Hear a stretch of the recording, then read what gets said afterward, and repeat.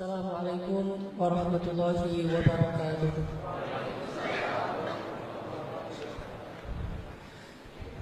Innal hamdalillah nahmaduhu wa nasta'inuhu wa nastaghfiruh wa na'udzu billahi min syururi anfusina wa sayyiati a'malina. May yahdihillahu fala mudilla lahu wa may yudlil fala hadiyalah. Segala puji dan syukur kepada Allah Subhanahu wa taala. Kita bersyukur kepada Allah atas nikmat iman, Islam, dan mudah-mudahan juga termasuk di antara nikmat hijrah, taubat, dan bisa duduk dalam majelis ilmu yang mulia ini. Salawat dan salam semoga terlimpahkan untuk kekasih kita, teladan kita, pemimpin kita, dan Rasul serta Nabi Allah Subhanahu wa taala Muhammad sallallahu alaihi wasallam. Teman-teman sekalian, malam ini kita akan belajar banyak hal dari satu sosok yang luar biasa. Kalau saya senang memilih judul untuk sosok perempuan ini adalah judulnya Baiat Cinta. Kenapa saya sebut Baiat Cinta? Nanti setelah kita lebih kenal tentang perempuan ini, nanti kita akan tahu bagaimana beliau membaiatkan cintanya kepada Rasulullah SAW. Jadi kalau menyatakan cinta I love you itu udah biasa. Tapi membaiat cinta ini yang jarang sekali ada yang bisa melakukannya. Maka kita malam ini akan belajar baiat cinta, sifat wafa dari seorang istri Nabi yang paling mulia, yaitu Ibunda Khadijah binti Khuwailid radhiyallahu anha. Seperti yang kita tahu bahwa Khadijah ini adalah satu di antara 4 perempuan yang paling sempurna. Karena di muka bumi itu perempuan yang sempurna cuma ada 4. Kalau laki-laki yang sempurna itu banyak, yaitu para rasul dan anbiya. Sampai Nabi mengatakan kamula minar rijali katsir. Banyak laki-laki yang sempurna. Walam yakmul minan nisa illa arba'ah. Tidak ada yang sempurna dari kalangan perempuan kecuali 4. Dan 4 ini kalau kita urutkan secara zaman, maka yang pertama siapa? Asiyah imra'atu Fir'aun. Kalau zamannya ya. Kemudian Maryam binti Imran. Kemudian Khadijah binti Khuwailid. Dan yang keempat adalah Fatimah binti Rasulullah SAW. Jadi kalau kita pengen mendidik anak kita menjadi seorang perempuan yang ideal, perempuan yang solehah, maka 4 ini wajib menjadi kurikulum pendidikan tarbiyah anak-anak perempuan kita. Dan pada malam ini kita akan membahas salah satu di antara 4 yang sempurna ini. Dan menurut saya dari 4 ini Khadijah ini luar biasa. Kalau saya secara pribadi mengurutkannya, pertama Maryam, kedua Khadijah, ketiga Fatimah, keempat Asiyah. Kenapa Maryam pertama? Karena memang Maryam ini diperdebatkan oleh para ulama. Kira-kira Maryam itu nabi atau bukan? Kalau 3 yang terakhir ini tidak diperdebatkan, sepakat para ulama mereka bukan nabi tapi solehah gitu. Sedangkan Maryam, sebagian ulama mengatakan Maryam itu nabi, satu-satunya nabi dari kalangan perempuan. Tapi jumhur ulama mengatakan bukan nabi, orang soleh, tetapi sederajat dengan nabi. Ini artinya bahwa membahas tentang perempuan-perempuan 4 ini luar biasa. Nggak akan pernah habis teladan yang bisa kita ambil dari mereka semua. Bagaimana dengan Aisyah? Kenapa Aisyah tidak termasuk di antara 4 yang sempurna? Selain memang Aisyah punya keistimewaan tersendiri, tetapi nanti kita akan tahu jawabannya. Kenapa Aisyah tidak masuk bersama Khadijah di antara orang-orang yang sempurna? Walaupun Aisyah memiliki keistimewaan yang juga tidak kalah banyak. Bahkan termasuk salah satu perempuan yang paling dicintai Rasulullah SAW. Tapi sebelum kita membahas lebih lanjut tentang Khadijah, ayo kita coba tilawah dulu satu ayat firman Allah dalam urusan cinta. Ini yang jomblo-jomblo catat nih ayat ini, wajib hafal. Kalau yang udah nikah kan ayatnya, atau yang mau nikah kan ayatnya wa ja'ala bainakum mawaddatan warahmah, itu kan populer ya. Kalau yang misalnya ada niat yang the next, misalnya ya ayuhan nas taqu rabbakumul ladzi khalaqakum, surat An-Nisa misalnya. Tapi kalau yang benar-benar pengen rasain cinta yang rahmat dari Allah, cinta yang luar biasa, Allah sendiri yang ngasih cinta itu dalam hati seseorang, kita bisa baca itu di dalam surat Maryam ayat 96. Di akhir surat Maryam. Coba kita buka mushaf surat Maryam ayat 96.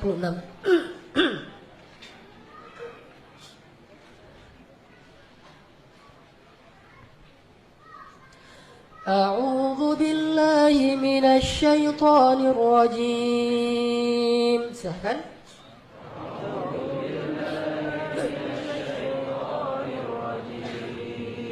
Bismillahirrahmanirrahim.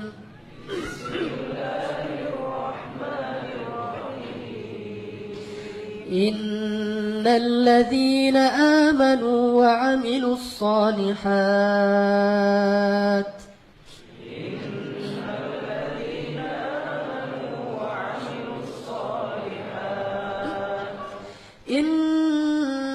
الذين آمنوا وعملوا الصالحات سيجعل لهم الرحمن ودا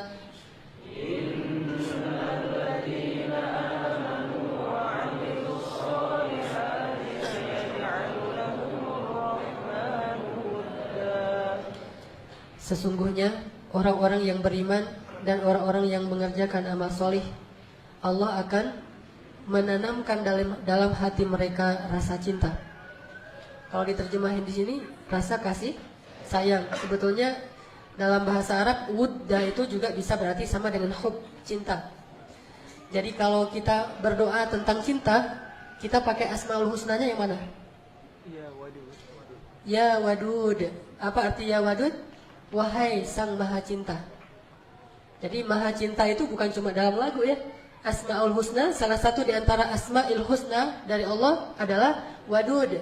Dan wadud itu adalah sang maha cinta. Jadi siapapun, suami, istri, anak, keluarga yang meminta cinta yang Allah tanamkan dalam hati hamba-hambanya, dia mengatakan ya wadud, urzuq lana wudda. Ya Allah yang maha wadud, berikanlah rezeki untuk kami berupa rasa cinta.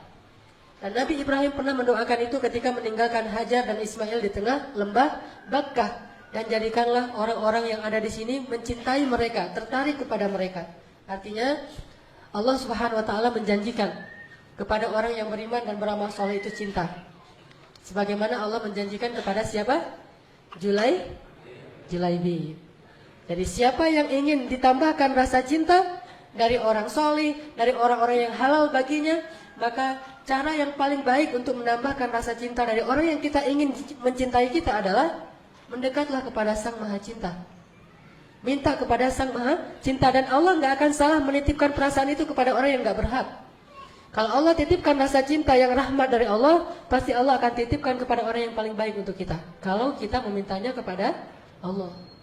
Makanya sering-sering nih teman-teman bilang ya wadud, ya wadud. Pulang dari sini sehari minimal 100 kali ya wadud, ya wadud. Mudah-mudahan dari situ tiba-tiba banyak yang followers. Banyak yang nge-like. Kenapa ini jadi followernya banyak nih? Ternyata semuanya cewek-cewek. Karena ya wadud, ya wadud. Insya Allah gak akan kayak gitulah. Paling-paling followernya cuma satu. Tapi satu itu adalah true love. Insya Allah ya. Amin. Kita bicara tentang Ibunda Khadijah. Bagi saya ibunda saya itu adalah semua istri Rasulullah. Khadijah, Aisyah dan seterusnya. Kalau secara Nusantara, nasionalis, ibunda kita adalah Kartini. Saya sebagai orang Aceh, ibunda saya adalah Cut Mutia, Malahayati, Cut Nyadin dan seterusnya. Tapi sebetulnya juga bagi orang Sunda karena ada di Sumedang itu kan ya. Tapi bagi orang mukmin, ibunda sejati mereka yang benar-benar mereka banggain dan mereka tiru adalah istri-istri Rasulullah SAW. Dan yang terbaik di antara mereka semua adalah Khadijah.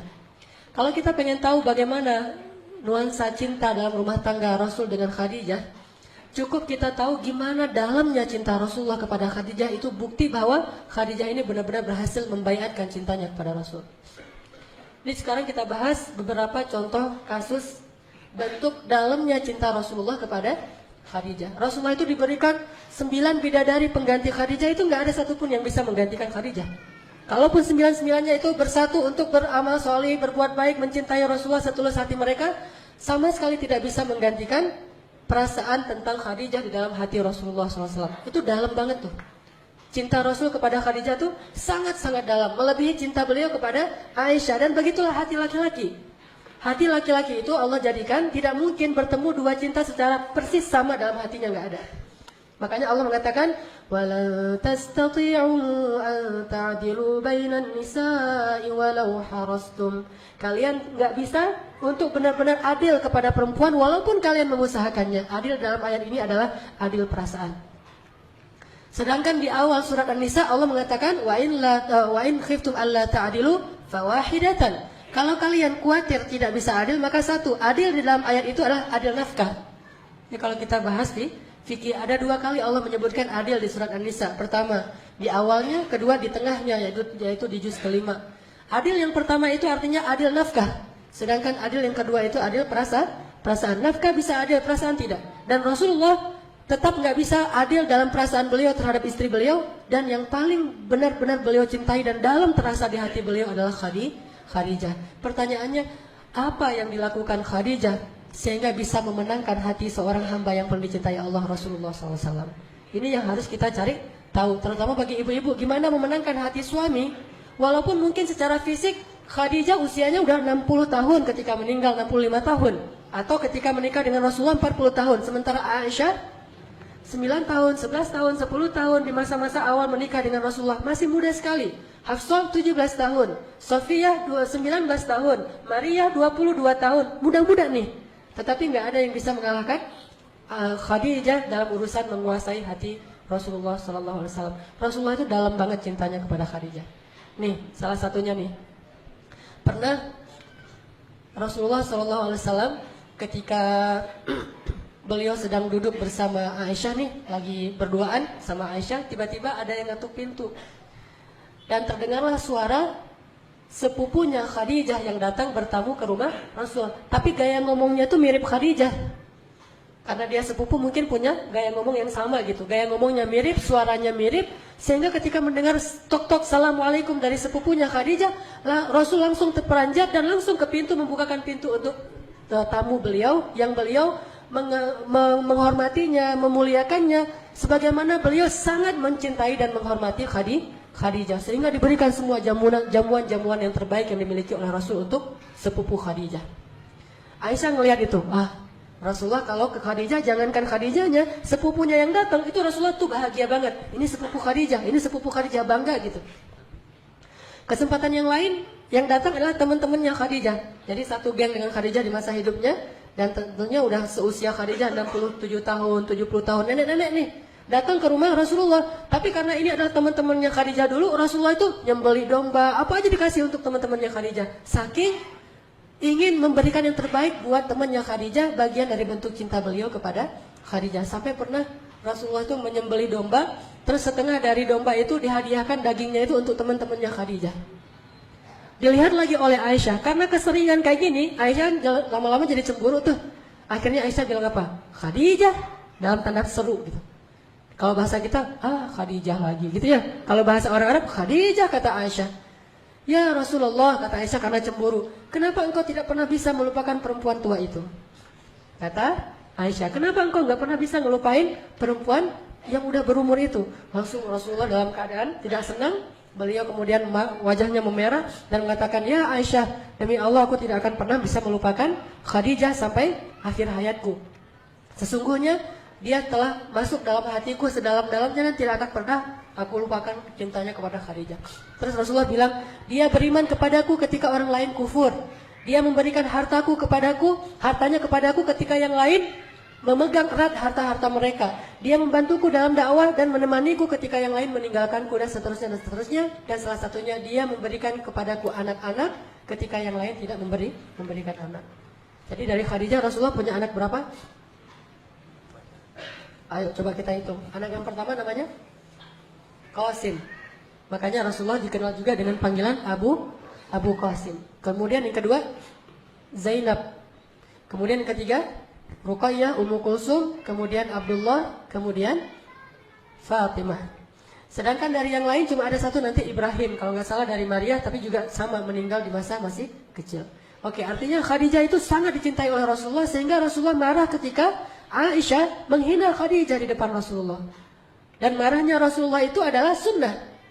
Jadi kita harus tahu bahwa Rasulullah itu marahnya kapan, senangnya kapan, memaafkannya kapan, membalasnya kapan, semua yang dilakukan Rasulullah itu adalah sunnah. Jadi jangan hanya ucapannya yang dianggap sebagai sunnah. sikap Nabi itu sunnah, dan marahnya Rasul ketika Aisyah menghina Khadijah itu marah yang paling baik. Posisi marah yang paling ideal itu di situ tuh. Tetapi dengan cara tidak mencela, tidak menyakiti, tidak menzalimi istri. Tetapi di situ suami marah. Sehingga ketika misalnya ada orang lain yang menghina istri kita, atau ada saudara kita menghina istri kita, atau teman kita menghina istri kita, maka di situ marahnya kita itu ikut sunnah Nabi. Tetapi dengan syarat marah yang beretika, tidak mencela, tidak menyakiti, tidak menzalimi hak-hak orang lain. Dan Rasulullah SAW kadang beliau marah, kadang beliau senang, kadang beliau memaafkan, kadang beliau membalas sesuai dengan haknya. Semua ini adalah sunnah Rasulullah SAW. Ini salah satu contoh bagaimana cintanya Rasulullah kepada Khadijah. Ada lagi yang lebih menakjubkan. Ketika terjadi perang Badar. Perang Badar dimenangkan oleh siapa? Oleh kaum muslimin. Ternyata dalam perang Badar itu ada seorang menantu Rasul yang ikut berperang tapi di pihak musuh. Dia adalah suaminya Zainab. Jadi Zainab menikah, kemudian Rasulullah dapat wahyu berdakwah, tapi suami Zainab tidak mau ikut dakwahnya Rasulullah SAW. Jadi menantu beliau sendiri tidak mau beriman kepada Rasulullah SAW. Sehingga ketika Zainab hijrah ke Madinah, suaminya tidak ikut hijrah dan dia tinggal di Mekah. Terjadilah tahun kedua hijrah itu perang Badar, dan suaminya Zainab ikut dalam pasukan musuh, pasukannya Abu Jahal, berperang dalam perang Badar melawan Rasulullah. Lalu dia tertangkap, ditawan, sehingga ada dua pilihan, kalau nggak dibunuh maka ditebus. Itu hukuman bagi tawanan perang. Akhirnya karena Zainab gimana juga itu suaminya, dia kasihan walaupun mereka udah nggak bareng-bareng lagi. Akhirnya Zainab pun berpikir gimana cara menebus suaminya. Terfikirlah oleh dia untuk membayar menebus suaminya dengan kalung pemberian ibunya Khadijah. Pemberian Khadijah. Datanglah Zainab kepada Rasulullah, kata Zainab, "Ya Rasulullah, saya ingin menebus suami saya." Zainab tidak bilang wahai ayah, tapi ya Rasulullah, supaya tidak ada nepotisme.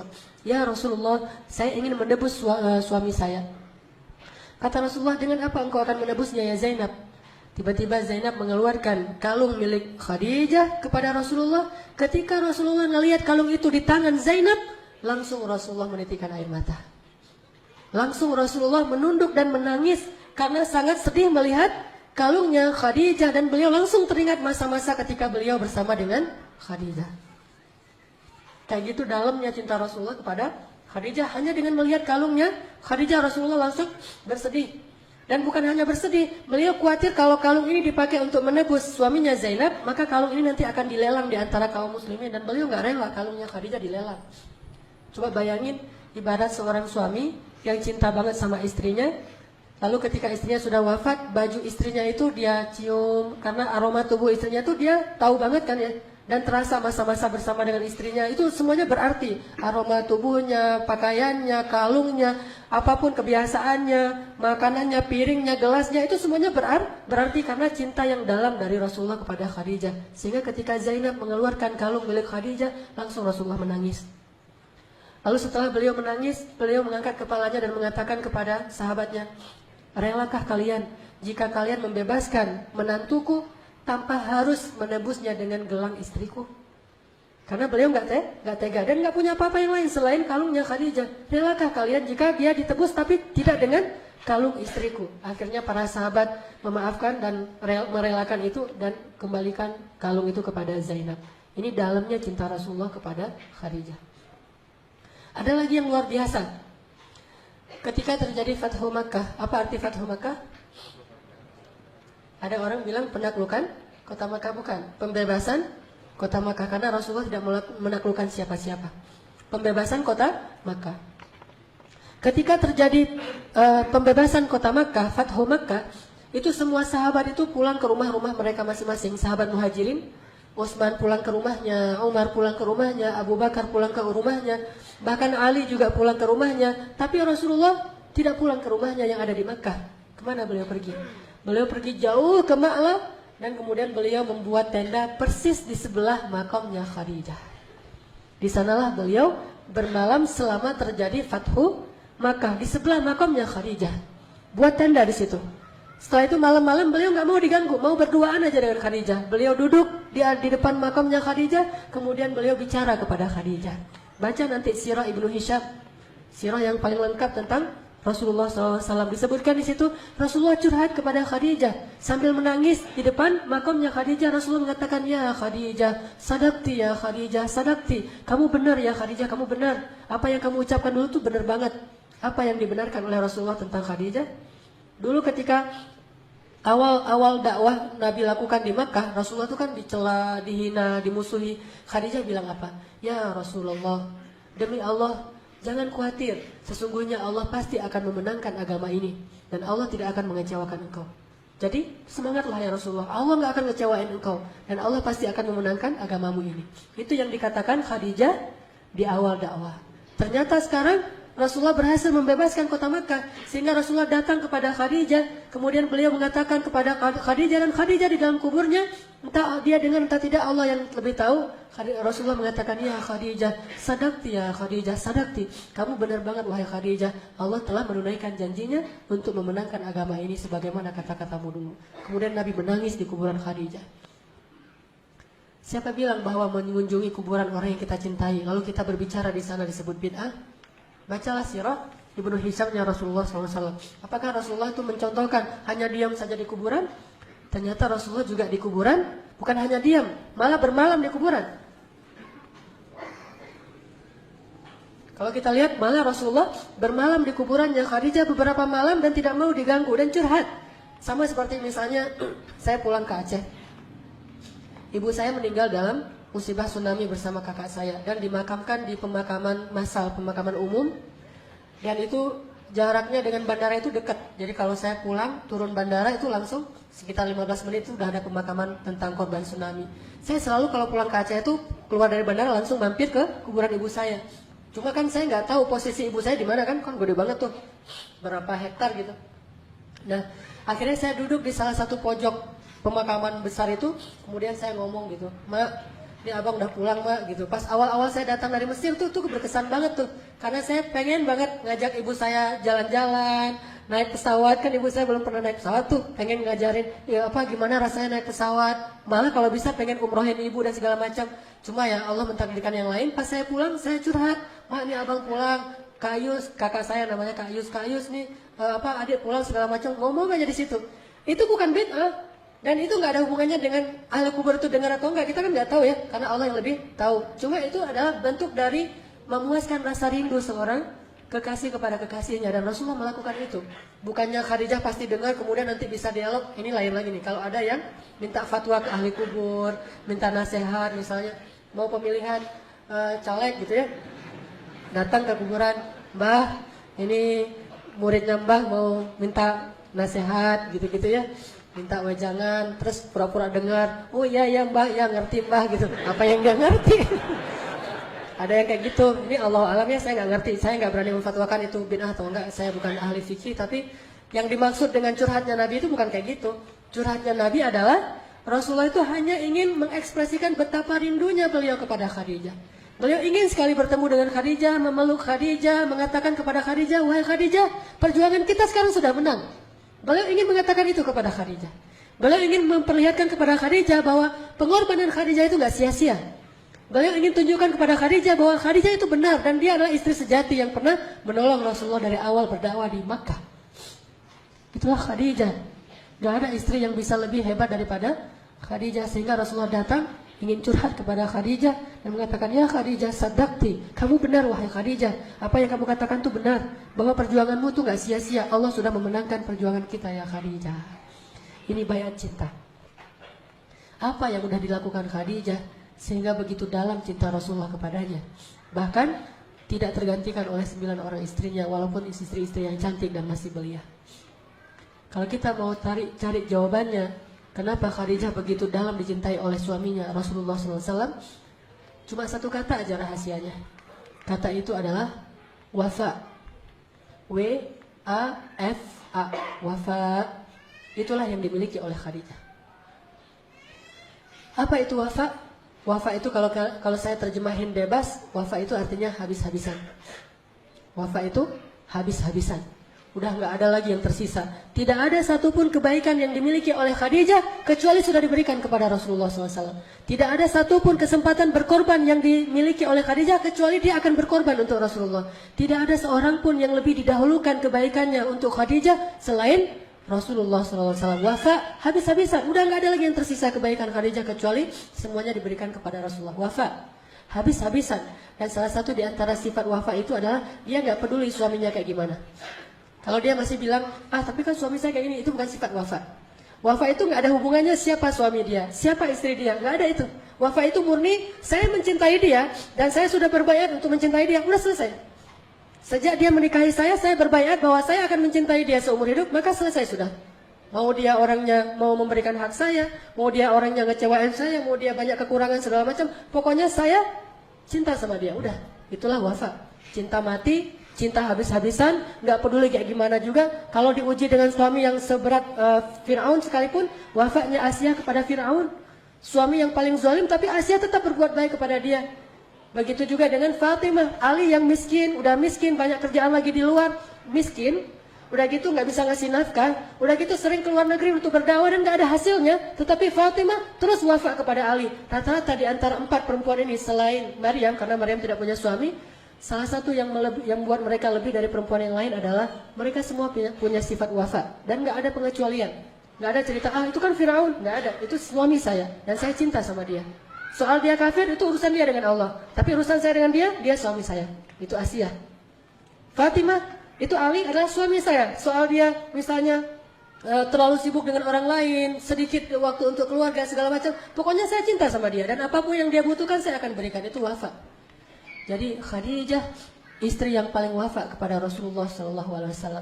Dan gak ada satu orang pun sahabat atau istri Nabi yang bisa wafa seperti Khadijah. Ini kita bandingkan aja tanpa ada niat menjelek-jelekan Aisyah ya. Karena kalau kita bahas Aisyah juga luar biasa. Tapi kita bandingkan misalnya Rasulullah pernah pulang ke rumah Aisyah dalam keadaan lelah, capek, habis berdakwah, habis berjihad. Kemudian Rasulullah sampai di rumah dalam keadaan lelah banget bilang gini, ya Aisyah kepalaku sakit banget, kata Rasulullah kan? Apa kata Aisyah? Kepalaku juga, gitu. Jadi kita boleh milih nih, mau jadi Aisyah, maka derajat kita derajat Aisyah. Mau jadi Khadijah, nggak kayak gitu. Ketika Rasulullah datang kepada Aisyah, ya Aisyah kepalaku sakit banget pengen dipijitin gitu ya. Kata Aisyah kepalaku juga nih, manja.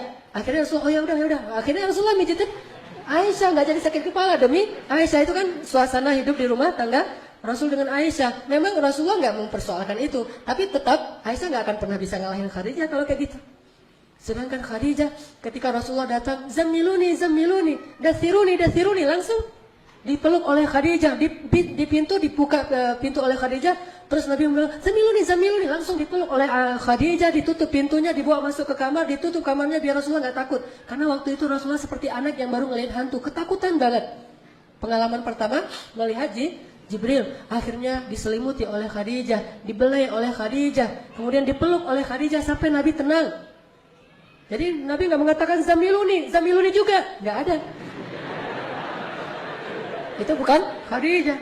Atau Zammiluni, pergi sendirilah di kamar banyak selimutin sendiri. Nggak ada itu Khadijah. Jadi Zammiluni dizammilu beneran. Dan 2 kali kan, Muzammil, Mudaththir, Zammiluni, dathiruni. Ini menjadi simbol, walaupun kita nggak ngelihat persis adegannya kayak gimana, tetapi di sini ada pesan dari Allah. Ayat itu kan turunnya di dalam pelukan Khadijah. Ayat yang turun di dalam pelukan Khadijah. Ketika Rasulullah datang dalam keadaan ketakutan, Rasulullah bilang, dathiruni, dipeluk oleh Khadijah, dibawa ke kamar, kemudian dibelai oleh Khadijah, turun, ya ayyuhal muddaththir. Kemudian pulang lagi ketika berdakwah, dihina, dicela, dimusuhi oleh orang-orang kafir. Nabi sedih banget, kemudian pulang dalam keadaan sedih mengatakan, Zammiluni. Kemudian dizammiluni oleh Khadijah, dipeluk dalam pelukan itu, ya ayyuhal muzammil. Artinya apa? Rasulullah itu selalu bisa selesai masalahnya jika pulang ke rumah. Bukan pulang ke rumah nambah masalah ya. Ini namanya Khadijah, wafa. Jadi rumah itu benar-benar hiburan buat suami, oasis buat suami yang gersang di luar, ada masalah apapun, pulang ke rumah itu menyelesaikan masalah, bukan keluar rumah itu untuk menyelesaikan masalah. Ini unik ya. Ada banyak orang yang kenapa jarang pulang, biar selesai masalahnya. Atau ada yang bahkan mungkin itikaf gitu ya. Rasulullah kan setelah menikah dengan Aisyah Hafsah kan rajin itikaf. Kenapa rajin itikaf? Demi menyelesaikan masalah. Karena di rumah beliau tuh banyak masalah. Aisyah cemburu, Hafsah cemburu, saling ngomongin antara satu dengan yang lain. Akhirnya Nabi nggak betah di rumah, itikaf di masjid. Berapa lama? 29 malam loh. Kalau kita mungkin 3 malam doang, ini 29 malam. Berarti kan lebih dahsyat tuh masalahnya. Tapi kalau dengan Khadijah, bukan itikaf, justru pulang. Karena kalau beliau pulang, beliau dapat semua yang beliau butuhkan di rumahnya. Itulah Khadijah. Siap kapan saja Rasulullah datang, maka Khadijah akan menemani Rasulullah dalam susah dan senang. Zamiluni, dathiruni, Khadijah membantu Rasulullah. Ini bedanya kejadian di zaman Aisyah dengan di zaman Khadijah. Jadi kepada ibu-ibu nih yang akhwat,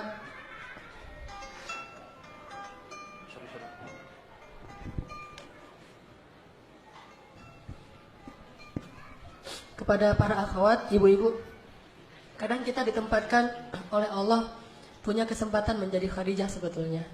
Tapi kadang-kadang karena kita nggak kenal sosok Khadijah yang mulia ini, kita menyia-nyiakan kesempatan itu. Kita lebih sering memilih alasan untuk bisa menjadi Aisyah. Padahal Allah Subhanahu Wa Taala itu sayang banget sama Khadijah, cinta banget sama Khadijah, luar biasa. Dan Jibril itu juga sangat kagum kepada Khadijah.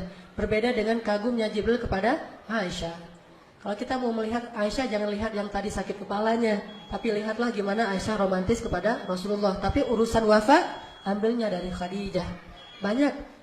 Kalau misalnya ibu-ibu anaknya lagi sibuk dengan dakwah, mulai sekarang rajin ke masjid, buat gerakan-gerakan dakwah, ibu ini sedang diberi kesempatan oleh Allah untuk menjadi siapa? Ibunya Musa, Ummu Musa. Kalau ibu ternyata suaminya mulai rajin berdakwah, terlibat dengan gerakan-gerakan dakwah, hampir tiap hari rapat, sehingga berkuranglah jatah waktu untuk keluarga, ibu-ibu itu sedang diberikan kesempatan untuk jadi Khadijah. Allah sering loh ngasih kesempatan untuk jadi orang istimewa. Dan itu udah resiko dakwah. Dan kalau kita mengatakan, tapi keluarga kan juga penting. Kalau semua orang berpikir bahwa keluarganya yang terpenting dalam hidupnya, terus siapa yang akan mengurus umat coba? Siapa yang akan mengurus kaum muslimin yang ada di Palestina? Siapa yang akan mengurus kaum muslimin di Suriah? Siapa yang mengurus kaum muslimin di Myanmar? Siapa yang mengurus kaum muslimin di Yaman? Siapa yang mengurus kaum muslimin di Indonesia? Kalau semua orang berpikir untuk keluarganya, harus ada rijal, harus ada laki-laki yang rela berkorban dan mengorbankan dirinya, keluarganya, hartanya fi sabilillah untuk agama Allah Subhanahu Wa Taala. Dan resikonya hidupnya emang akan sulit. Waktu untuk keluarganya pasti akan berkurang. Dan disitulah butuh Khadijah yang hebat. Woman, apa judulnya? Backstage woman, perempuan di balik layar. Walaupun istilahnya di balik layar, sebetulnya itulah perempuan yang paling luar biasa, sehingga Allah menyebutnya satu di antara 4 perempuan yang paling ideal. Mujahid rijal dalam agama butuh Khadijah yang seperti itu, karena nggak akan sempurna perjuangannya jika di rumahnya itu tidak ada Khadijah. Makanya awal perjuangan Nabi di Mekah, perempuan yang mendampingi Rasulullah itu bukan Aisyah, tapi Khadijah. Memang butuh orang seperti Khadijah. InsyaAllah nanti kita lanjutkan setelah salat isya. Bismillahirrahmanirrahim. Teman-teman sekalian, tadi kita sampai kepada adegan ketika apa tadi? Adegan sakit kepala ya? Di mana Rasulullah ketika datang kepada Khadijah dalam keadaan ketakutan, dalam keadaan sedih, Khadijah selalu bisa memberikan rasa nyaman buat Rasulullah SAW. Dan itu bentuk wafatnya Khadijah. Kalau Aisyah mungkin bukan di situ ya keahliannya Aisyah. Makanya Allah tentukan bertemu dengan Aisyah itu nanti ketika Islam sudah lebih eksis, sudah lebih kuat, sehingga udah nggak terlalu butuh support sedahsyat Khadijah. Dan tetap walaupun kayak gitu, Aisyah punya keistimewaannya tersendiri. Hanya kalau dalam situasi yang kayak gini nih, situasi yang berat, sulit, awal-awal berdakwah, banyak ujian, justru sosok-sosok yang dibutuhkan di rumah-rumah para dai, pembawa-pembawa risalah Allah ini adalah perempuan-perempuan seperti Khadijah.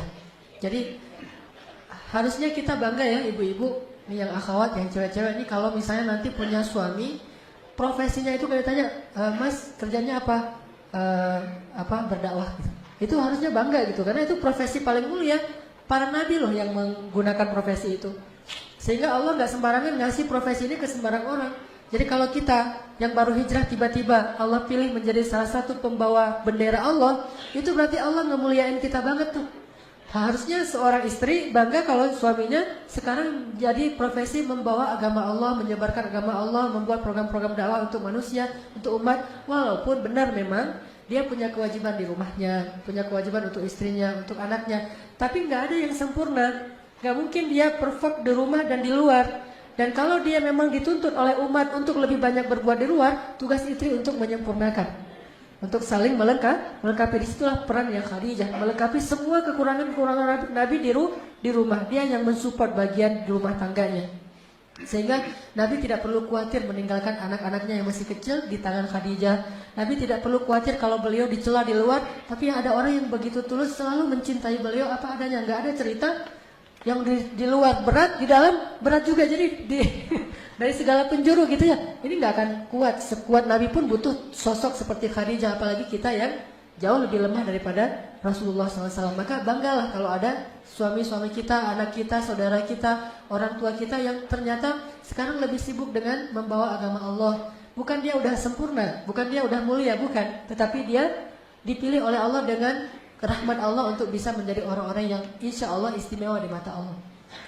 Dan istrinya pasti akan dapat juga kebaikan dari amalan yang dilakukan suaminya. Apakah kita nggak bangga nanti kalau di akhirat kita tuh dapat bertemu dengan suami kita yang berstatus ahli surganya itu bukan surga biasa, surga yang di atas Firdaus, surga-surga Firdaus yang di puncak tuh. Kenapa mereka dapat surga Firdaus yang puncak? Karena mereka adalah pejuang-pejuang agama Allah, mujahid di jalan Allah Subhanahu wa taala. Dan gak mungkin mereka bisa sempurna dalam perjuangannya kalau tidak ada support dan dukungan yang baik dari istri-istri mereka yang solehah seperti Khadijah. Kalau kita bahas di awal-awal menikah dengan Khadijah, Rasulullah SAW itu ketika awal-awal menikah dengan Khadijah juga ikut ngemodalin loh. Kan maharnya gede tuh. Dan Rasulullah ngasih mahar gede itu bukan permintaan Khadijah sebetulnya. Khadijah mintanya apa yang Rasulullah bisa aja. Tapi Rasulullah pengen menghargai Khadijah, dikasihlah mahar ratusan ekor unta. Tetapi jangan salah bahwa Khadijah juga ikut membantu untuk mahar untuk dirinya sendiri. Jadi banyak banget ngebantu. Wafa habis-habisan buat Rasulullah. Dan setelah menikah, Khadijah radhiyallahu anha itu benar-benar menjadi selain istri bagi Rasulullah tuh ibu juga bagi Rasulullah. Sering banget nenangin Rasulullah, membantu Rasulullah dalam bisnis. Bisa disebut Rasulullah itu datang ke rumah Khadijah itu nggak bawa apa-apa, datang orang doang gitu. Tapi Khadijah nggak pernah mempersoalkan itu. Udah datang nggak bawa apa-apa, udah nggak ngasih nafkah gitu, ngasih masalah lagi beban, nggak pernah. Justru Khadijah itu benar-benar ya tadi baiat cinta ya, udah berbaiat maka dia ngasih apa yang dia miliki sampai habis hartanya Khadijah di jalan Allah Subhanahu wa taala. Lalu datanglah waktunya setelah 15 tahun menikah dengan Rasulullah yang aman, hidupnya damai, semuanya tercukupi, mereka orang yang mampu bahkan termasuk orang kaya, hidupnya itu enak banget, banyak pembantu. Datanglah masa-masa sulit. Jadi kalau orang dari awal sulit mungkin udah lebih siap ya. Ini dari masa-masa yang begitu nyaman, tiba-tiba gara-gara dakwah jadi sulit. Nggak pernah Khadijah tuh ngeluh, ini gara-gara engkau ini terlalu sibuk ngurusin orang lain, akhirnya hidup kita jadi susah. Tuh lihat anak-anak terlantar segala macam. Nggak pernah sama sekali memberatkan suaminya. Benar-benar mendukung habis-habisan 100% all out kepada Rasulullah SAW. Sehingga datanglah wahyu pertama. Apa wahyu pertama kepada Rasulullah? Bukan. Kalau itu ayat pertama. Bedain. Kalau pertanyaannya, sebutkan wahyu pertama yang datang kepada Nabi, itu adalah sunrise. Mimpi melihat sunrise, itulah wahyu pertama. Tapi kalau ditanya ayat pertama yang turun kepada Nabi, jawabannya adalah surat Al-Alaq di awal itu, setengah dari surat Al-Alaq. Jadi beda wahyu dengan ayat. Memang ayat yang pertama surat Al-Alaq, tapi kalau wahyu bukan Al-Alaq yang pertama. Wahyu yang pertama didapatkan oleh Rasulullah itu adalah Rasulullah berkali-kali mimpi melihat falakis subhi. Falakis subuh itu kalau diterjemahin melihat cahaya sunrise. Berkali-kali kayak gitu. Terus Nabi jadi khawatir, loh ini kenapa saya mimpinya aneh gitu. Udah gitu, sejak saat itu Nabi kalau keluar rumah sering dipanggil-panggil. Yang manggil siapa? Batu, pohon.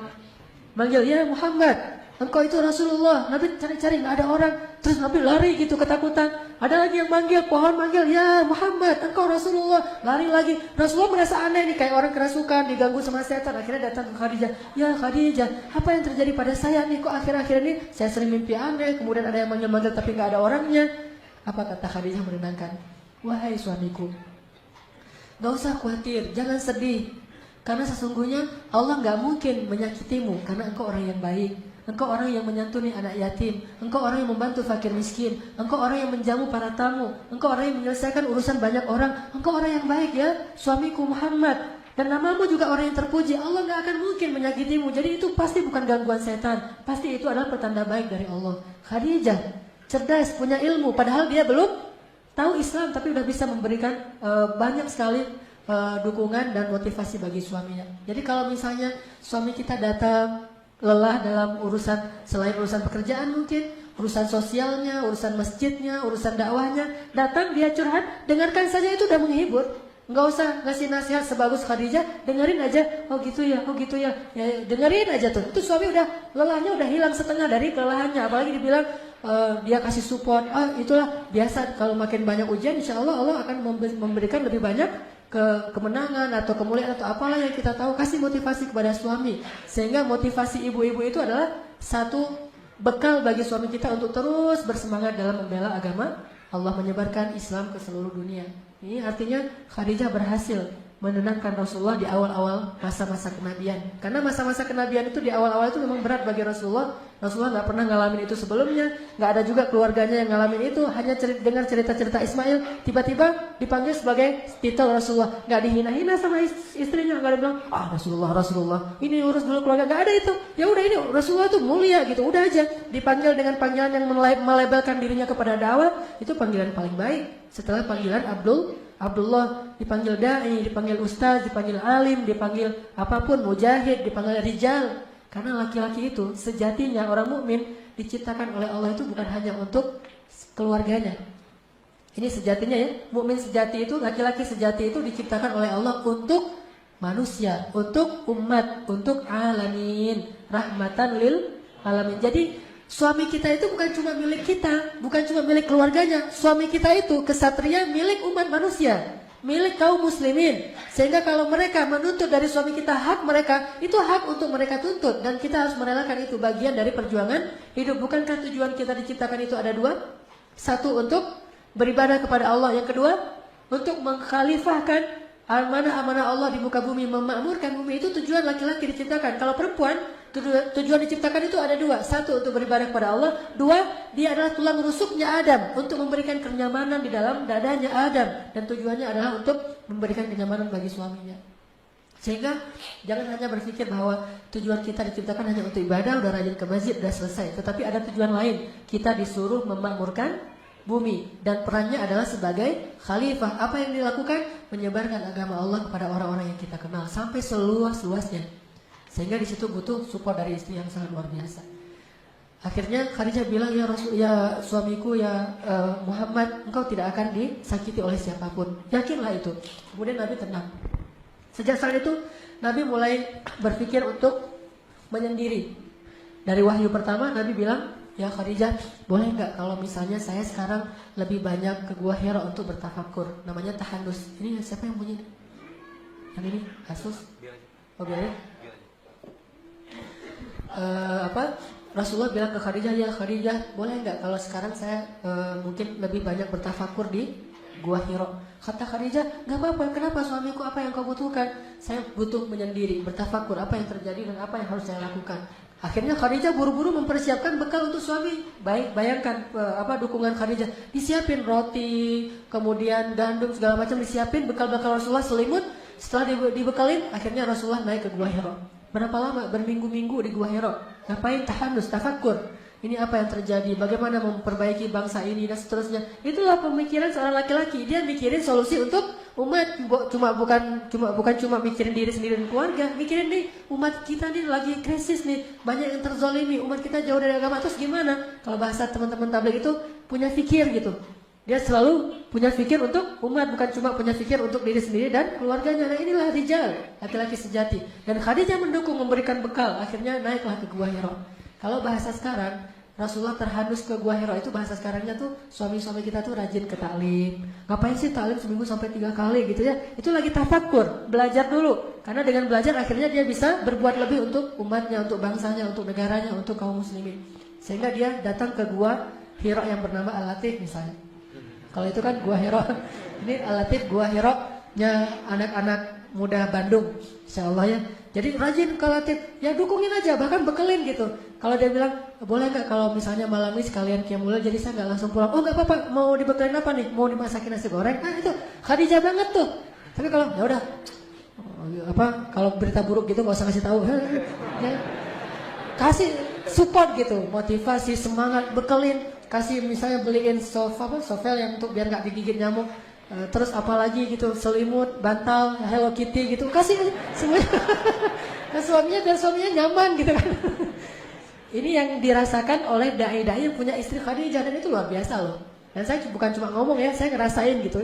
Jadi kalau misalnya mau itikaf dia latih, oh ya, langsung disiapin semuanya. Bukannya diminta, dan mungkin kita juga nggak akan enak hati kan ya, disiapin segala, udah biarin siapin sendiri. Nggak, biarin aja, disiapin air segala macam, dibuatin. Kalau saya senang sebelum qiyam tuh minum rosella dulu, siapin rosella hangat segala macam. Ini Khadijah, dan kita butuh istri yang seperti itu di rumah para mujahid. Kalau nggak akan ada yang bisa berjuang dengan istiqomah di jalan Allah Subhanahu Wa Taala. Tetap butuh wanita yang besar. Akhirnya Nabi naik ke Gua Hira.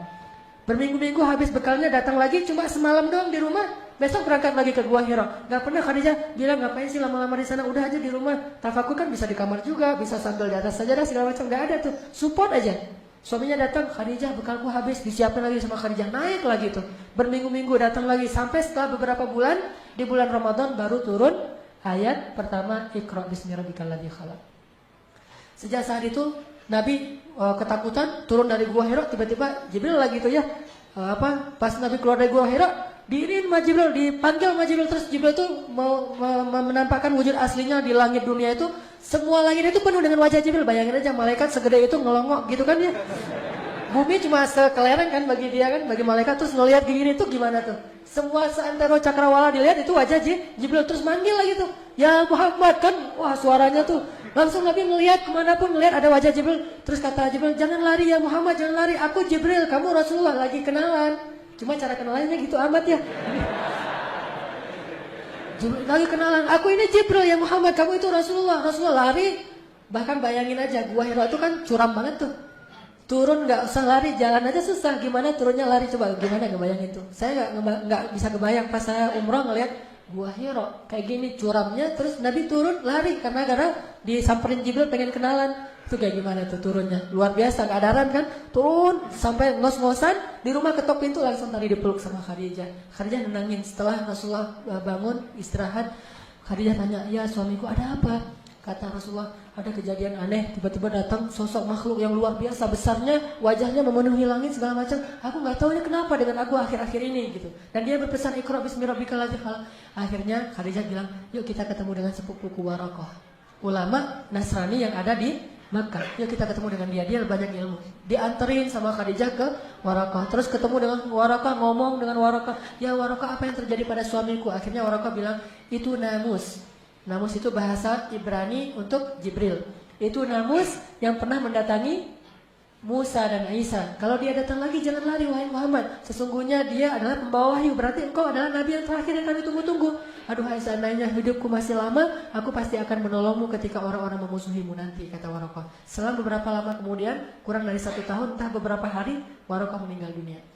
Khadijah makin yakin kan kalau suaminya adalah utusan Allah, bahagia banget Khadijah, mendukung banget. Tapi dia tahu resiko kayak yang disampaikan Khadijah oleh Waraqah. Apa kata Waraqah diam-diam kepada Khadijah? Ya Khadijah, suamimu itu akan mendapatkan banyak sekali masalah, maka beradalah terus di sisinya. Kata Khadijah, saya menjadi fida itu tebusan gitu. Kalau ada apa-apa saya duluan ya kan ngadapin. Ya Waraqah, saya akan membantu suami saya hidup dan mati. Ini baiat cintanya Khadijah. Tahu resiko jadi seorang nabi.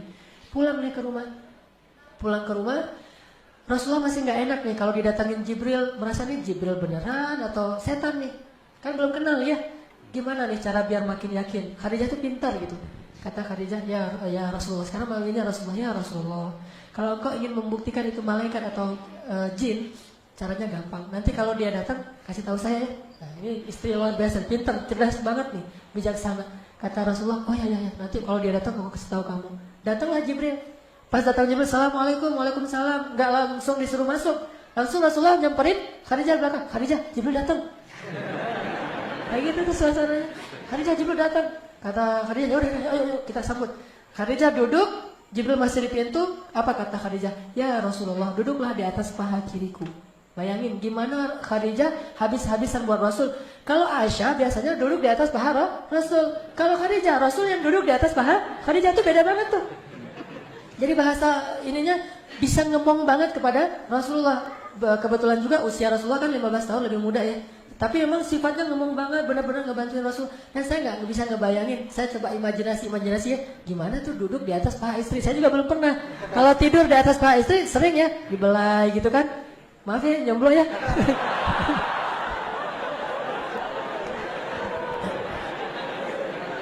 Pulang dari Al-Latif, udah ngomong dua sesi taklim, sesi tarbiyah. Capek banget pulang. Mau tidur di atas, paha istri dibelah-belah gitu. Tuh enak banget loh. Tiba-tiba bangun udah azan subuh kan luar biasa tuh.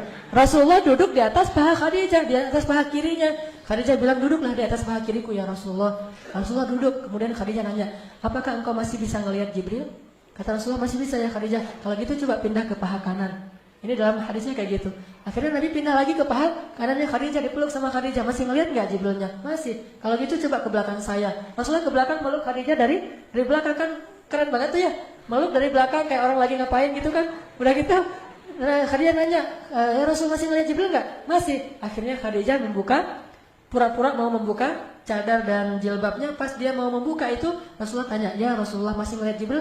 Kata Rasulullah udah nggak ngelihat, Jibril udah pergi. Kata Khadijah kalau gitu dia benar-benar malaikat. Kenapa? Malaikat gak mau melihat aurat. Malaikat tidak mau melihat aurat. Kalau dia masih ngelihat melototin lagi, itu jin banget tuh.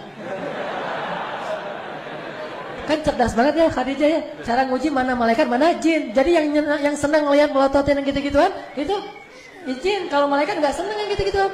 Jadi kalau kita pengen nih yang cewek-cewek nih pengen doanya mustajabah, diaminkan oleh malaikat, kemana dia pergi dinaungin malaikat, berarti muhajabah, tutuplah auratnya karena malaikat gak mau dekat dengan orang yang membuka aurat.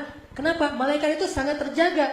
Pandangan matanya malaikat itu terjaga. Emang malaikat ada hawa nafsu? Ini bukan soal nafsu ya, tapi soal kesucian, kehormatan, dan malaikat itu menghargai perempuan. Sehingga malaikat gak mau melihat perempuan yang sedang membuka aurat. Jadi kalau malaikat Jibril datang ke rumah Khadijah, itu pasti minta izin dulu. Takutnya Khadijah belum pakai jilbab. Makanya Khadijah nguji nih. Pas mau dibuka, belum dibuka juga, Jibril udah pergi tuh. Ya Rasulullah masih melihat? Enggak, berarti dia Jibril malaikat, bukan jin. Makin mantap tuh Rasulullah. Oh ya kalau gitu berarti saya benar-benar Rasul nih. Kan tadi ragu tuh, Rasul beneran gak sih? Apalagi setelah dapat ayat pertama Al-Alaq, 6 bulan itu gak ada wahyu. Nah dalam 6 bulan itu kan Nabi jadi ragu lagi. Jangan-jangan saya gak jadi Nabi nih, dibatalin gitu kan. Khadijah terus 6 bulan. Jadi awal-awal masa Nabi beradaptasi dengan status baru sebagai Rasulullah, Khadijah itu benar-benar ngedukung Rasul. Ditambah lagi ketika turun ayat, sekarang berdakwalah secara terang-terangan. Mulailah episode-episode yang sulit. Mulai dicela, mulai dimusuhi, mulai habis-habisan. Ketika Rasulullah pulang dalam keadaan wajahnya berlumuran kotoran, bajunya banyak kotoran, Rasulullah pulang ke rumah, Khadijah sambil menitikkan air mata, sambil membersihkan kotoran di tubuh Rasulullah. Tapi terus ngasih motivasi, tapi nangis gitu, karena sedih suaminya diperlakukan kayak gitu. Mulailah Khadijah habis-habisan dengan hartanya. Dan tahukah kita, adegan ketika Rasulullah menyedekahkan 1 lembah domba itu milik siapa? Milik Khadijah. Rasulullah lagi ngegebalain domba milik Khadijah sebanyak lembah. Bayangin berapa ratus domba tuh yang memenuhi lembah. Sekecil-kecilnya lembah, seukuran Masjidil Haram. Itu domba semua tuh. Udah gitu datanglah seorang laki-laki Badui mengatakan, ya Muhammad banyak banget tuh domba kamu. Kata Rasulullah, kamu mau gitu? Hah, gimana caranya? Bilanglah asyhadu an la ilaha illallah wa anna muhammadar rasulullah. Aku kasih domba ini seluruhnya untuk kamu. Masa sih? Ya iyalah, masa gak bisa. Terus kata dia, bisa beneran? Beneran. Akhirnya dia bersyahadat, dia ucapkan syahadatain. Langsung Rasulullah mengatakan, ini semuanya milik kamu. Dia pulang sambil bersiul membawa domba satu lembah, bayangin. Terus dia bilang ke kaum-kaumnya, ternyata masuk Islam tuh enak ya, dikasih domba selembah. Ayo kita masuk Islam, rame-rame datang lagi tuh. Rasulullah pulang sendiri. Tadi datangnya bawa domba, pulangnya sendiri. Ketika pulang sendiri tanya Khadijah, ya Rasulullah kok pulang sendiri? Domba-dombanya kemana? Saya serahkan untuk Allah, yaitu saya sedekahkan agar orang masuk Islam. Khadijah bahagia banget. Ya udah besok kita siapin lagi. Oh luar biasa nih. Domba selembah habis, besok disiapin lagi. Siapa istri yang bisa kayak gini? Susah banget kan ya? Itulah wafa, hartanya habis fi sabilillah. Kalau kita bicara tentang kedermawanan Abu Bakar, itu kan laki-lakinya. Kita jarang ngebahas perempuannya, nggak seimbang, nggak adil. Padahal Harusnya kita sebutkan juga bahwa ada perempuan yang sedermawanan Abu Bakar, bahkan lebih dari Abu Bakar, yaitu Khadijah itu luar biasa. Yang membeli budak-budak di Makkah itu bukan cuma Abu Bakar, Khadijah juga beli. Kemudian dibebaskan dengan harga yang satu orang budak itu harga paling murahnya 700 juta. Kira-kira berapa miliar habis uang Khadijah. Jadi udah Nabi datang gak pakai modal, udah gitu bawa masalah, terus Khadijah habis-habisan gak ngeluh sama sekali. Dan yang paling membuat saya merasa sedih itu adalah ketika Rasulullah SAW itu imbas dari dakwah beliau itu sampai kepada anak-anak beliau yang perempuan, putri-putrinya. Saya gak bisa ngebayangin tuh, kalau putri saya diperlakukan kayak gitu gara-gara dakwah saya. Itu luar biasa. Siapa putrinya yang diperlakukan kayak gitu? Ruqayyah dan Ummu Kulsum. Ruqayyah dan Ummu Kulsum dinikahkan dengan putranya Abu Lahab. Berarti sepupuan ya. Nikah dengan sepupunya. Abu Lahab gak beriman kepada Rasulullah. Sehingga gara-gara Abu Lahab benci sama Rasulullah, apalagi setelah berdakwah, Abu Lahab menyuruh anak-anaknya untuk menceraikan istri mereka, yaitu anak Rasulullah. Diceraikannya tuh bukan dengan cara yang biasa, diceraikan dengan cara yang hina banget. Diusir dari rumah, disuruh pulang ke orang tuanya sambil dimaki-maki gitu. Sehingga akhirnya datanglah Ruqayyah ke rumah Khadijah. Ibu gitu nangis, kenapa nak, kenapa? Suamiku menceraikanku, mertuaku marahin aku, mereka mencela aku segala macam, katanya aku anak seorang pendusta segala macam. Nangis habis-habisan di depan Khadijah, dipeluk oleh Khadijah. Terus Khadijah bilang, sabar ya, jangan sampai kita membuat ayah kita susah gara-gara kamu dalam kasus ini. Gak dikasih tahu kepada Rasulullah. Sampai akhirnya Rasulullah tahu sendiri dari keluarga Abu Lahab, saking menjaganya perasaan Rasulullah. Jangan sampai concern Rasulullah di dakwah itu terganggu oleh masalah anaknya. Bukan justru bilang ke Rasulullah, lihat tuh anak kita tuh jadi imbas gara-gara kerjaan kamu. Enggak, justru disuruh sabar anaknya, jangan ngeluh ya, kita harus dukung ayah kita gitu. Terus aja. Gak lama kemudian hari kedua datang lagi Ummu Kulsum, sama juga statusnya, dicerai oleh suaminya, nangis-nangis. Khadijah menghibur lagi, sama sekali gak menyalahkan suaminya Rasulullah yang sedang berdakwah. Sampai akhirnya saking sedihnya Rasulullah anaknya diperlakukan kayak gitu, Nabi berdoa, ya Allah, utuslah serigalamu untuk anak-anaknya Abu Lahab. Itu sekali-kalinya Nabi berdoa itu dalam bentuk doa yang buruk. Dan itu terjadi. Akhirnya anak Abu Lahab itu matinya gimana? Dimakan serigala dalam satu perjalanan. Saking sedihnya Rasulullah ketika anaknya diperlakukan kayak gitu. Dan Rasulullah itu sering tersentuh kalau urusan perempuan. Kalau ada perempuan yang dizalimi, Rasulullah itu marah banget. Termasuk kenapa Rasulullah membunuh satu Bani Quraidah orang Yahudi, karena melecehkan seorang perempuan. Roknya diikat dengan tali, kemudian pas dia jalan tersikat auratnya sehingga dia malu. Lalu ketika dia malu disorakin rame-rame. Lalu ada laki-laki muslim yang membela dia, dibunuh sama pemuda Yahudi. Akhirnya Rasulullah marah udah. Kalau udah main perempuan, Rasulullah tuh marah besar. Akhirnya mereka dikepung, gak mau menyerahkan pembunuhnya, dan mereka pun diperangi. Sekitar 300 orang laki-laki Yahudi kemudian dibunuh oleh Rasulullah SAW. Gara-gara gak mau menyerahkan para pembunuh laki-laki tadi dan yang telah melecehkan perempuan Islam. Artinya bahwa Rasulullah itu sedih banget ketika anaknya digituin. Terjadi lagi nanti pemboikotan terhadap Rasulullah selama 3 tahun. Nah, ketika Rasulullah diboikot selama 3 tahun, Khadijah menemani Rasulullah. Dan sampai Khadijah habis hartanya membiayai berapa orang? Ada lebih dari 1000 orang kaum muslimin Bani Hashim yang diboikot, siang malam ditanggung oleh Abu Bakar dan Khadijah, 2 orang ini. Sampai Abu Bakar jatuh miskin, sampai Khadijah jatuh miskin. Bayangin, ngebayarin pengungsi selama 3 tahun. Kan luar biasa tuh, pengungsinya banyak, setiap hari butuh air, dan air mahal di Mekah itu. Mereka bayar air aja udah habis uangnya, kayak kita beli aqua setiap hari tuh lama-lama untuk satu masjid aja kayak gini nih, sekitar 500 orang. Kalau setiap hari itikaf di masjid kan lumayan tuh kan ya biayanya. Yang nanggung cuma 2 orang, satu ikhwan, satu akhwat. Selama 3 tahun coba bayangin kayak gimana tuh butuhnya. Nyembeli onta, selimut, orang-orang yang sakit segala macam, semuanya dibiayai oleh Khadijah dan Abu Bakar. Sampai setelah selesai pemboikotan 3 tahun, Khadijah wafat karena Khadijah sakit keras. Ada adegan yang mengharukan di situ. Dalam keadaan sakit keras, dalam keadaan meriang gitu, Khadijah masih mempersiapkan makanan untuk Rasulullah SAW. Nggak ada sama sekali istirahatnya. Dari sejak menikah, apalagi sejak berdakwah, itu nggak ada istirahatnya. Sampai Nabi bilang, Khadijah istirahat. Apa Khadijah? Ya Rasulullah, kata Khadijah, istirahat kita nanti di akhirat. Istirahat kita nanti di akhirat. Perjuangan banget, berdua nih berjuang habis-habisan. Kalau bisa disebut, Islam ini adalah hasil pengorbanan Abu Bakar dan Khadijah, selain Rasulullah pastinya. Islam itu yang kita sekarang nikmati ini adalah hasil perjuangan seorang perempuan yang luar biasa, Khadijah. Ya Rasulullah, istirahat kita nanti di akhirat. Dan benar-benar istirahatnya di akhirat. Gak ada istirahatnya, sakit pun meriang. Dan itu bukan sakit biasa, sakit menjelang wafat. Itu kan sakit yang paling parah tuh. Kalau kata Rasul, sakit yang tidak ada obat, sakit menjelang wafat. Itu nyiapin makanan. Sampai Allah sayang banget sama Khadijah, gak tega ngeliat Khadijah gitu. Akhirnya ngutus Jibril, ya Jibril turunlah untuk Khadijah. Turun Jibril untuk Khadijah.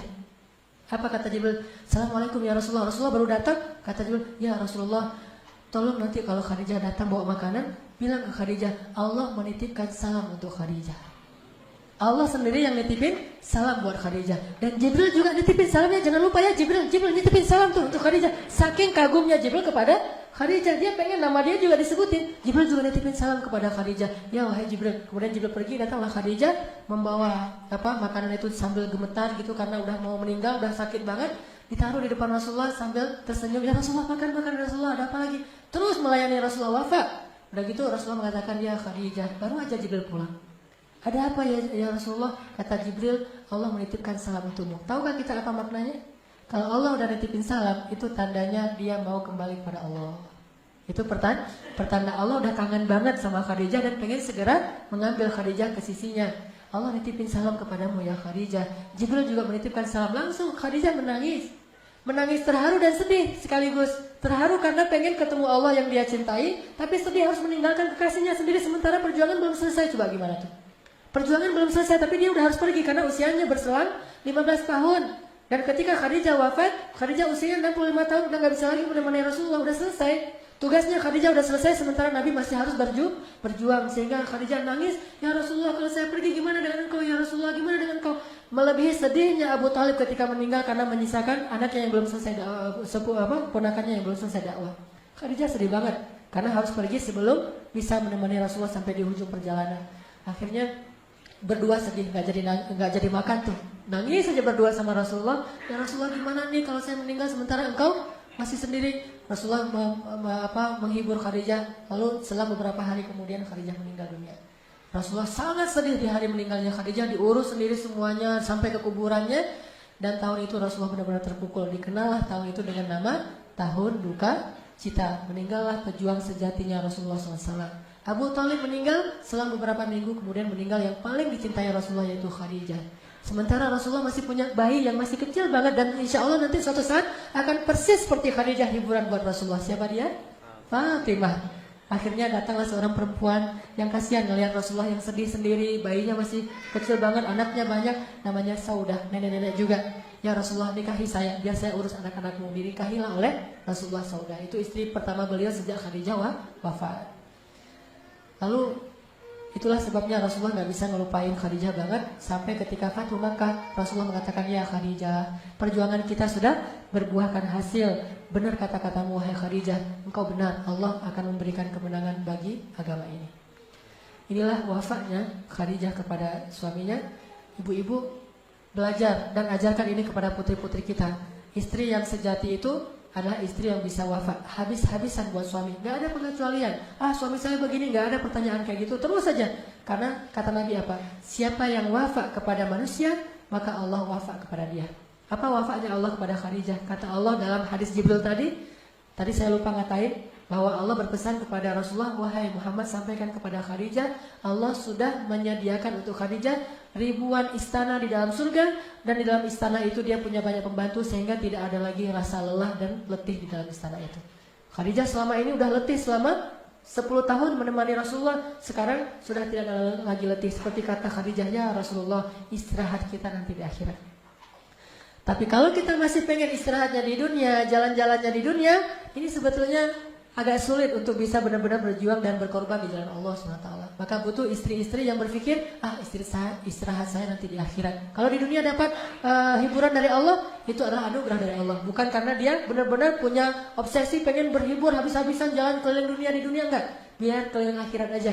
Keliling dunia cuma sekecil satu titik debu. Keliling akhirat lebih luas daripada dunia, seperti luasnya langit dengan satu titik debu. Jadi kalau ada orang yang bisa keliling dunia itu biasa. Tapi kalau ada orang yang bisa keliling akhirat, itu baru luar biasa. Gimana biar bisa keliling akhirat? Bagi seorang istri wafat, dan bantulah suaminya dalam perjuangan dakwah ini. Karena suami itu bukan berbuat untuk dirinya, bukan ingin besar, bukan ingin terkenal, tetapi dia tidak tega melihat umat ini dalam keadaan yatim. Umat kita itu sekarang yatim, butuh banyak ayah-ayah yang punya jiwa besar, mengayomi mereka, berbuat sesuatu untuk mereka, memberikan solusi buat mereka. Dan itulah rijal, laki-laki yang insya Allah ada di Masjid Al-Latif insya Allah. Dan perempuan-perempuan di balik laki-laki itu yang hebat adalah Khadijah yang sekarang lagi ada di Masjid Al-Latif. Amin ya Bu ya. Belajar dari Khadijah. Mudah-mudahan bermanfaat. Mohon maaf kalau ada kalimat yang salah atau tidak pantas. Mari kita tutup halaqah ilmu ini dengan sama-sama berdoa. Kita berharap Allah Subhanahu wa taala menghadiahkan kita dengan cinta dari orang-orang yang terdekat. Suami dapat cinta dari istrinya, istri dapat cinta dari suaminya, orang tua dapat cinta dari anaknya, anak dapat cinta dari orang tuanya, dan seterusnya cinta-cinta yang dianugerahi dan diberkahi Allah. A'udzu billahi minasy syaithanir rajim. Bismillahirrahmanirrahim. Alhamdulillahi rabbil alamin. Hamdan yuwafi ni'amahu wa yukafi'u mazidah. يا ربنا لك الحمد كما ينبغي لجلال وجهك الكريم وعظيم سلطانك. اللهم اغفر لنا ولوالدينا وارحمهما كما ربيانا صغارا. ربنا آتنا من لدنك رحمة وهيئ لنا من أمرنا رشدا. ربنا هب لنا من أزواجنا وذرياتنا قرة أعين. ربنا هب لنا من أزواجنا وذرياتنا قرة أعين. ربنا هب لنا من أزواجنا وذريتنا قرة أعين واجعلنا للمتقين إماما. ربنا هب لنا من الصالحين. ربنا هب لنا من لدنك ذرية طيبة إنك سميع الدعاء. ربنا اجعلنا مقيم الصلاة ومن ذرياتنا ربنا وتقبل دعاء. اللهم انصر الإسلام والمسلمين. اللهم انصر المسلمين في كل مكان. اللهم انصر المجاهدين في سبيلك يا الله. اللهم وحد صفوفهم وسدد رميهم واشف جرحاهم وارحم شهداءهم. يا ودود يا